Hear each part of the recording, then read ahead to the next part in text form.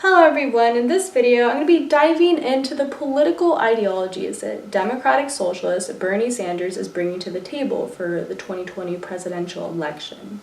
In the past, back in 2016, Bernie identified as an independent, but now, modernly, when it's coming to 2020, you could tell what he's thinking. You could tell that he is set in stone with his political stance.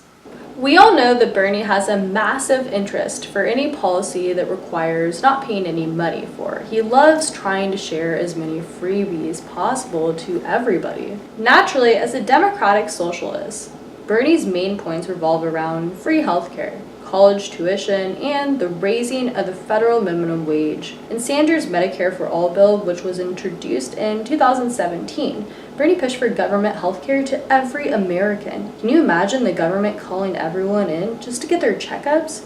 Just absurd. It sounds completely ridiculous and unreal. I find it rather hilarious that Bernie supports free government healthcare, but he's against capital punishment? What? Are you serious? Are you even thinking at that point and thinking logically, putting two and two together? Obviously not. Moving forward, Bernie pushes for a $15 hour minimum wage, despite the fact that there would be lowered hours, less people would be employed because you wouldn't be able to hire as many employees, smaller businesses would be shut down as a result.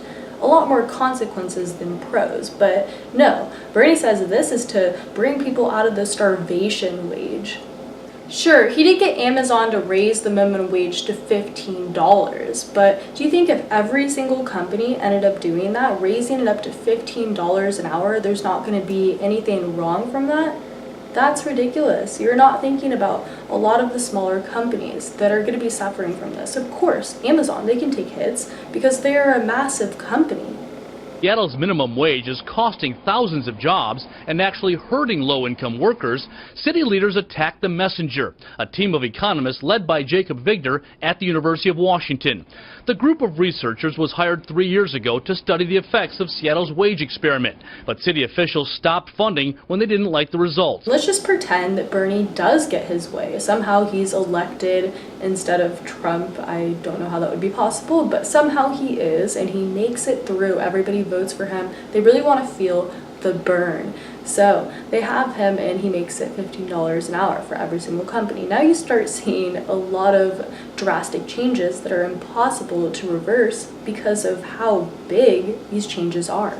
Along with free healthcare, Bernie wants to make free community college tuition available to anybody that wants it. I know we have a big issue of education and people not being able to afford it financially, but you have to take care of your own in your own country. There's a lot of people that are starving, veterans, old people, things that need to be taken care of right away, not being taken care of after you give out free education, after you give out free healthcare, maybe a free cell phone like California was trying to propose. They're trying to actually make a texting tax back a few months ago. It's ridiculous. This California, what they're calling a text tax. Yeah. So in an effort to try and help people who are, are low-income folks to get phones, they're thinking of taxing people for their text messages. So it would be sort of a flat tax. Not literally every time you text you get a tax, but it'd be a flat sort of tax that you'd see. Going back to the whole tuition-free college situation, it's not just community college. For a four-year university, if your family's making less than $125,000, then he believes you're qualified to have free education as well, to have free tuition and not pay $1. In reality, that could be a ginormous amount of people getting university classes for absolutely free if that plan went through. In the 2020 presidential election, there's no doubt in my mind that Bernie will flaunt his free policies, and those that are informed may fall for it.